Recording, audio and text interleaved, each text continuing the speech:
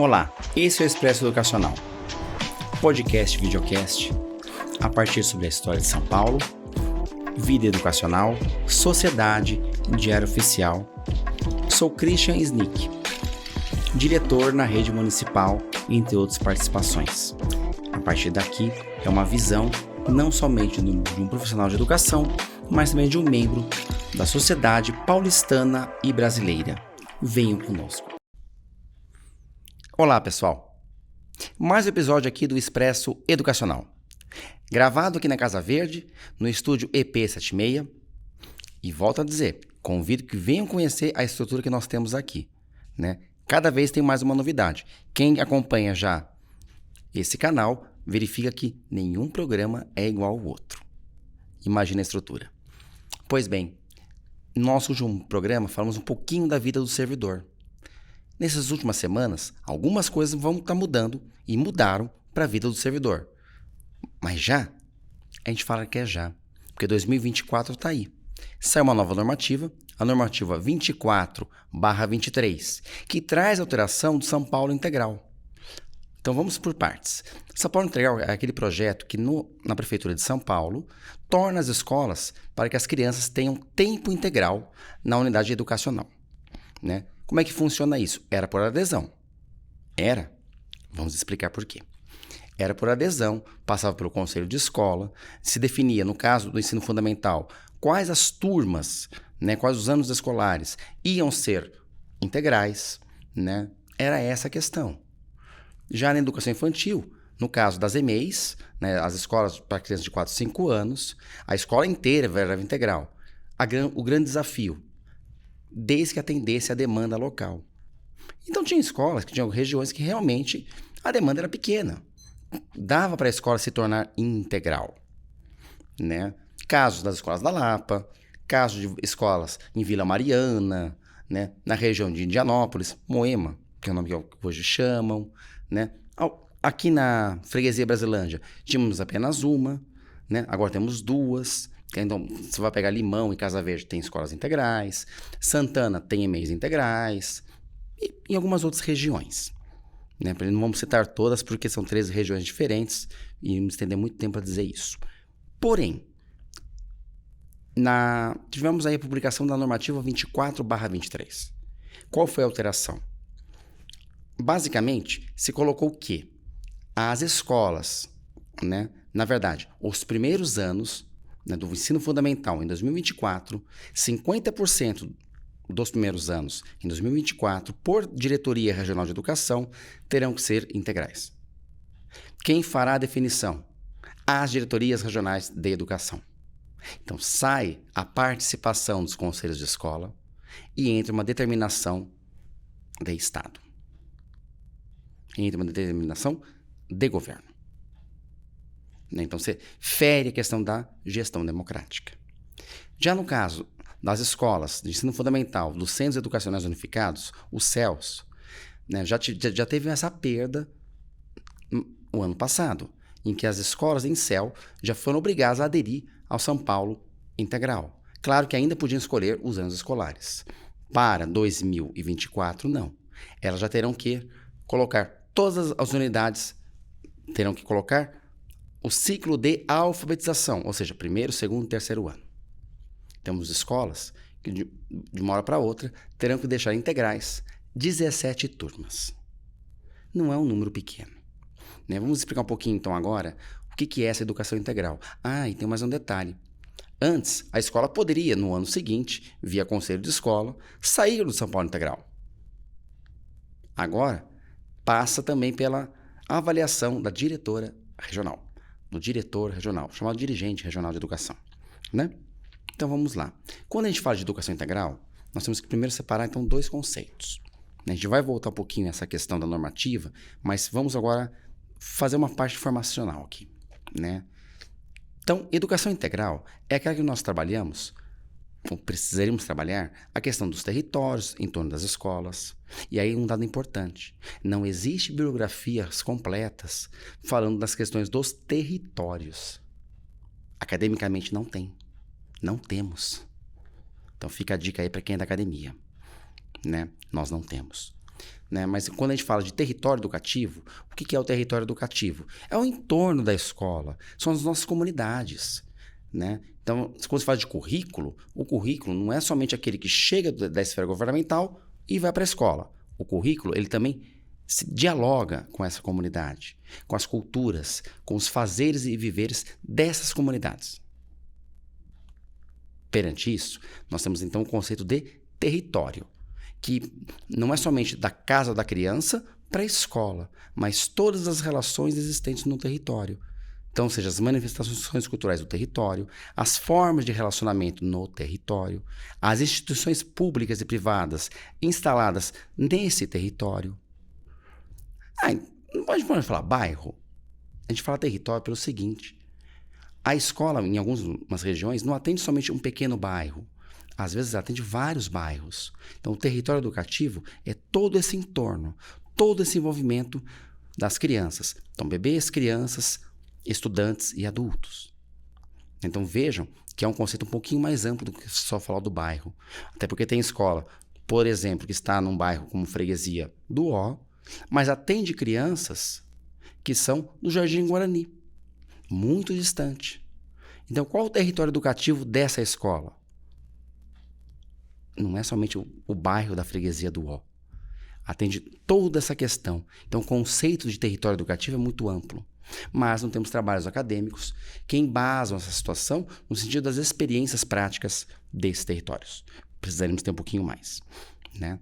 Pois bem, então você trabalhou o território, trouxe esses fazeres culturais e vivências para dentro da escola, né? Articulando com a base nacional comum curricular, com o currículo da cidade. Com isso, você faz o projeto político-pedagógico da escola. Isso você vai estar trabalhando uma parte do que a gente chama de educação integral, né?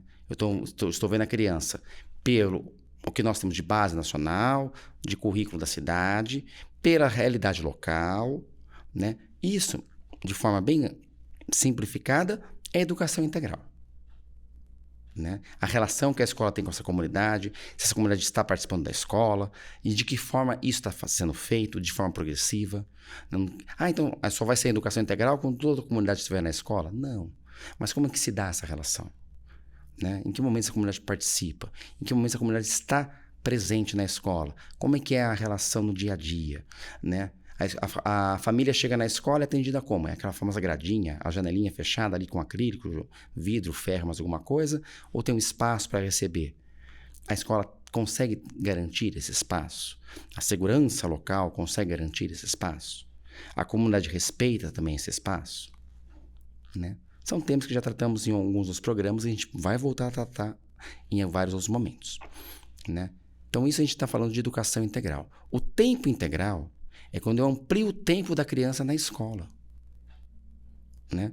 Eu passo, no caso do ensino fundamental, para 7 horas. Eu passo na EMEI para 8 horas. Até agora não falamos de 6 centros de educação infantil, nas antigas creches, porque elas são integrais por nascimento. Elas são em 10 horas esse atendimento, né? Então, a gente está falando aqui da educação infantil, a parte da chamada pré-escola, né, EMEI, 4, 5 anos, e um ensino fundamental e médio, que é a EMF, a EMEFEM e as EMEBs. Muito bem. As EMEBs são as escolas municipais de educação bilíngue para surdos. Muito bem. Esse tempo integral, então, é o aumento do tempo de permanência da criança na escola. E isso é uma questão que a gente precisa discutir, rediscutir, retrabalhar e repensar. Porque se a escola tem o tempo integral, então ela é uma escola integral? Não.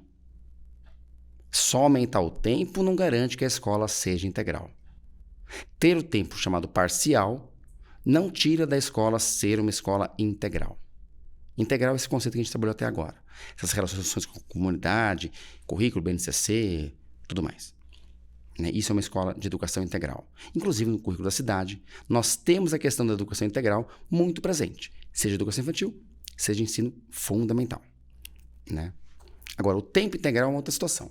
Aí vamos voltar à normativa 24. Ela retira uma questão que a prefeitura tem, que as escolas escolhiam ser de tempo integral.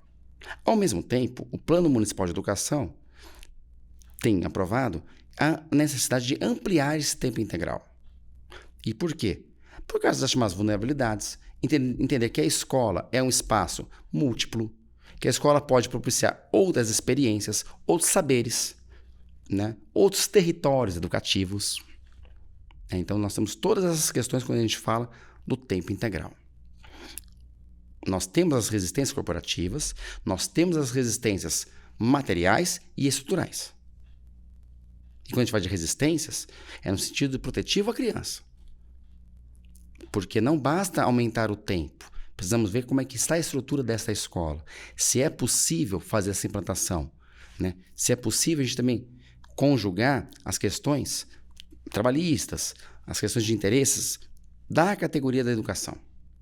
Então, é um território meio pantanoso, mas que a gente precisa entrar na discussão para sair fortalecidos e maduros disso, né? Então, quando a escola se torna integral, não é a escola inteira, né? São alguns anos da escola. Mexe com a vida de professores? Mexe. Mexe com a vida da escola? Mexe muito.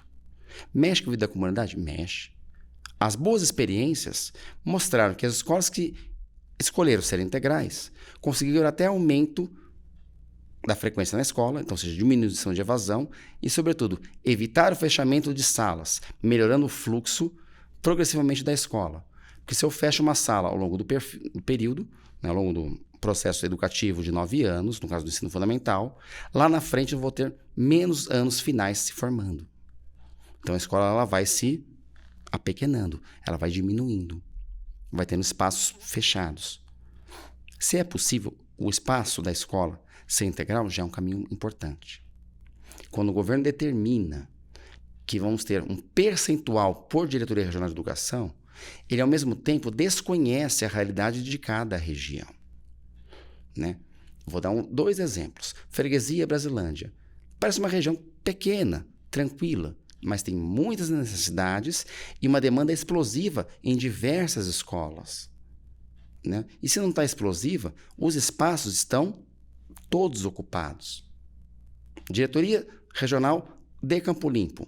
Falar 50% é um número muito grande de escolas e que não necessariamente conseguem dar conta dessa situação, né?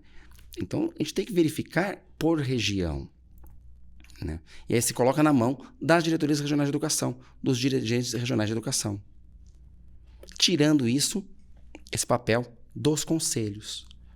A grande questão que sempre se valorizou quando se implanta o tempo integral na cidade de São Paulo, rede municipal, é por causa das escolhas dos conselhos de escola.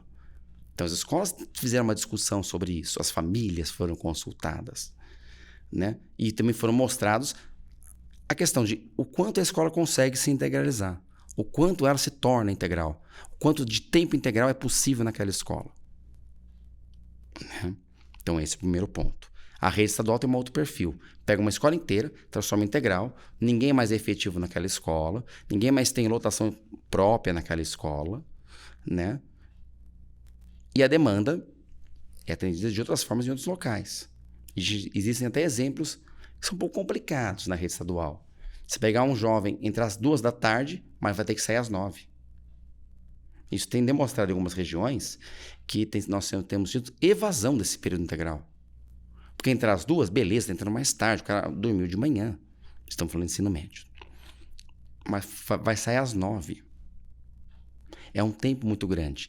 E quando a gente fala de expansão de tempo, temos que verificar quais as atividades nós vamos implementar nessa expansão. De que forma vamos garantir esse tempo que a criança na escola seja realmente um tempo produtivo e, sobretudo, um tempo garantidor de direitos da educação. A criança estar mais tempo na escola não é o suficiente. Quais as atividades de qualidade que estão sendo imprimidas para essa criança? Quais os recursos os educadores têm para fazer essa implementação? Não cabe ficar somente para a escola definir isso. Não é diretor, coordenador, professor que tem que dar conta de tudo isso. Isso é uma política pública.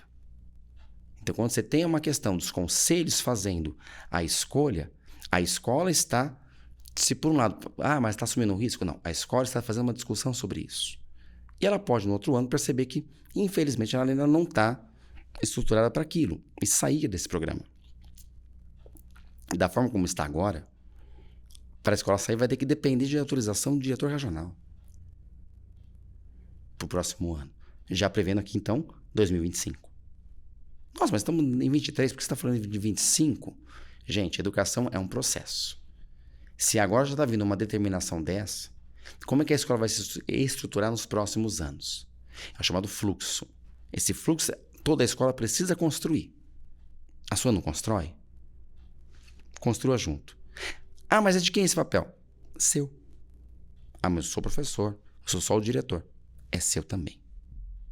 Eu sou coordenador. Eu sou o auxiliar técnico de educação. Estou ali cuidando dos corredores. Seu também. A criança está mais tempo na escola, você está olhando mais criança no seu tempo de trabalho. Tem o papel de todos na escola. Entender como é que o fluxo funciona é importante. Um ano a mais que eu abro agora, em 2024, isso vai impactar num fluxo de 9 anos na escola. Um ano a menos que eu fecho para 2024, eu impacto num fluxo de 9 anos. Uma outra questão dessa normativa é que fala que progressivamente deverá ser ampliado o São Paulo Integral na escola. Opa! Se tem escolas que vão ter um grande número de salas em 2024, no integral, a gente pergunta qual espaço físico foi pensado. A Secretaria Municipal de Educação olhou todos os espaços físicos? Porque nenhuma escola é igual a outra. Ah, mas o prédio é o mesmo. Pode até ser o mesmo. Mas a organização de cada escola, de demanda de cada escola é diferente. Então a gente não pode ir por essa linha arquitetônica, não. Né? A linha da arquitetura, temos que prever o quê? Quais espaços educativos a escola prevê? Quais espaços a escola vai perder quando eu coloco uma sala a mais na escola? Quando eu fecho uma turma, qual é o espaço que eu vou utilizar desse espaço? De que forma educativa esse espaço será significativo para a unidade educacional? Né? Dou um exemplo simples. Até 2006, uma certa escola, por acaso eu não sou diretor, tinham 10 salas em funcionamento por período. Atualmente temos 9. E essa sala é o que hoje? É um ateliê cultural. Já foi brinquedoteca, já foi outros espaços. Hoje é um ateliê cultural. De multiplicidade de linguagens. Ainda é uma construção. Mas é um espaço diversificado para todas as demais salas utilizarem. Né? Para todas as demais turmas utilizarem. Né? Fica aqui para a gente poder discutir um pouquinho mais sobre espaços nas escolas, à luz do nosso currículo, né? À luz dos interesses das nossas comunidades. Porque a discussão curricular perpassa, discutimos ele com as nossas comunidades. Né? De que forma a gente vai implementar. Para a gente não alongar mais, faça a discussão na sua escola. Ah, mas já passou o período de adesão ao São Paulo Integral. Ah, nossa escola virou integral. Ah, nossa escola não virou integral. A discussão precisa ser feita constantemente. Não é só nos momentos agora de final de ano de mudança. O fortalecimento de equipe se faz com discussões cotidianas, com foco. Pensando, sobretudo, na criança. Para nos fortalecermos quando tivermos que ter embates com as administrações. Porque muitas vezes a administração pensa uma situação, mas não viu as especificidades. Estamos na maior cidade do país, na maior rede municipal do país. E numa das maiores redes brasileiras e do mundo. Por exemplo, temos o maior programa de alimentação escolar do mundo. Ah, mas a rede estadual é maior. Mas o nosso programa de alimentação é ainda maior. Só para vocês terem uma ideia do tamanho da rede municipal de São Paulo, perante o nosso mundo. Né? Então, fica aqui a orientação. Estudem a normativa 24/23. Discutam em suas entidades sindicais. E discutam com você participando. Ah, mas eu não sou representante. Seja representante. Vá nos congressos da sua categoria. Esteja presente nos momentos que for chamado para a luta. Não vamos terceirizar. Já basta o governo terceirizando muita coisa das escolas. Não seremos nós a terceirizar a luta para o colega ao lado. Ficamos por aqui. Aguardem novos programas um pouquinho sobre a nossa rede municipal, até porque estamos em final de ano. Né? Acompanhe nossos programas pelas redes sociais. Né? Acompanhe pelo YouTube. e seu tocador de podcast de preferência. Um abraço. Esse é o Expresso Educacional. Sou o professor Cris Chesnick. Siga a gente nas redes sociais e nos canais de podcast. Sempre sobre um tema de educação, vida em sociedade, história e dia a dia, a partir de um apaixonado da cidade de São Paulo e a nossa cidade paulistana e brasileira. Venha junto conosco. Abraço.